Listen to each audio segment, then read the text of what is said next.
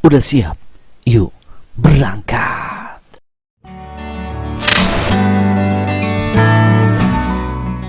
Assalamualaikum warahmatullahi wabarakatuh.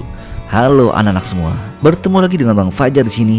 Dan kali ini kita akan membahas mengenai fotosintesis dan perkembangbiakan pada tumbuhan. Siap ya? Yuk kita mulai.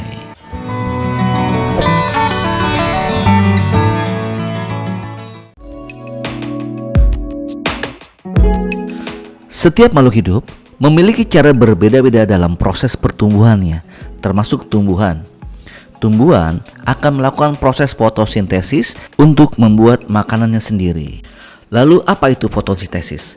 Menurut Kamus Besar Bahasa Indonesia, fotosintesis adalah pemanfaatan energi cahaya matahari oleh tumbuhan hijau untuk mengubah karbon dioksida dan air menjadi karbohidrat.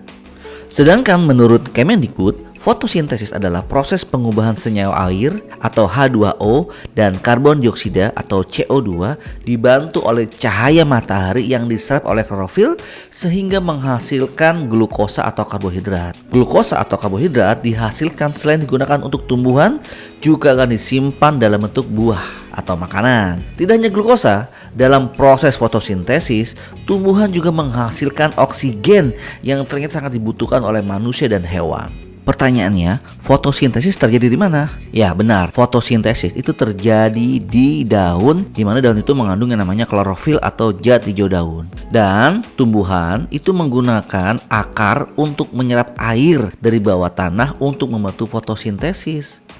Pada proses fotosintesis, karbon dioksida yang ada di udara masuk melalui stomata yang ada di daun.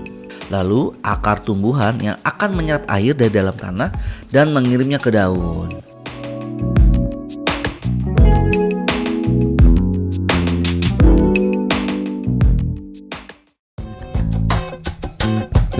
Hasil fotosintesis yang pertama adalah zat makanan. Seperti dijelaskan sebelumnya, pada proses fotosintesis tumbuhan akan menghasilkan zat makanan. Zat makanan itu berupa glukosa yang menjadi bahan dasar pembentukan lemak dan protein untuk tumbuhan tumbuh. Selain bermanfaat untuk tumbuhan, glukosa yang sudah diolah menjadi cadangan makanan juga bermanfaat untuk manusia dan hewan. Bahkan pada setiap jenis tumbuhan akan memiliki bentuk cadangan makanan yang berbeda-beda dengan banyak kandungan yang juga berbeda-beda. Seperti umbi-umbian, dia nyimpan cadangan makannya pada akar atau batang.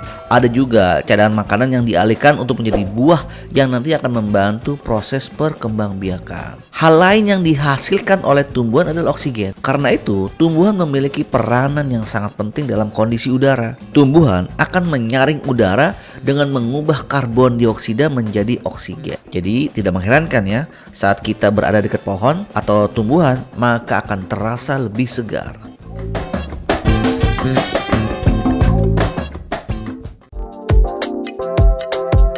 Sebagai makhluk hidup, tumbuhan juga mengalami perkembangbiakan untuk mempertahankan populasinya.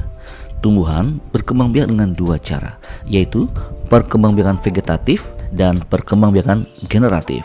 Perkembangan generatif merupakan cara perkembangbiakan melalui proses perkawinan, sedangkan perkembangan vegetatif adalah cara berkembang biak tanpa adanya proses perkawinan. Perkembangbiakan generatif itu adalah sebuah proses perkembangbiakan tumbuhan dengan cara pembuahan atau kita kenal dengan namanya penyerbukan. Nah, perkembangbiakan secara generatif pada tumbuhan itu terjadi pada tumbuhan dengan syarat memiliki bunga. Dia memiliki sebuah organ reproduksi seperti serbuk sari dan kepala putik. Nah, serbuk sarinya ini adalah sebagai alat reproduksi jantan. Dan lucunya, kepala putik ini adalah alat reproduksi pada betina pada tumbuhan. Kemudian bagaimana caranya penyerbukan? Jadi penyerbukan itu adalah sebuah proses jatuhnya serbuk sari yang ada di benang sari ini menempel kepada kepala putik tanaman. Nah, jika prosesnya berhasil, ya ini adalah serbuk sarinya akan masuk ke dalam putik lalu masuk ke bakal biji. Nah, pada bakal biji nanti inilah akan terjadi pembuahan. Hal-hal yang membantu proses penyerbukan ini biasanya datang dari makhluk hidup dan juga alam. Siapa aja? Yang pertama adalah hewan. Bisa kupu-kupu, kelawar, burung, lebah, kumbang.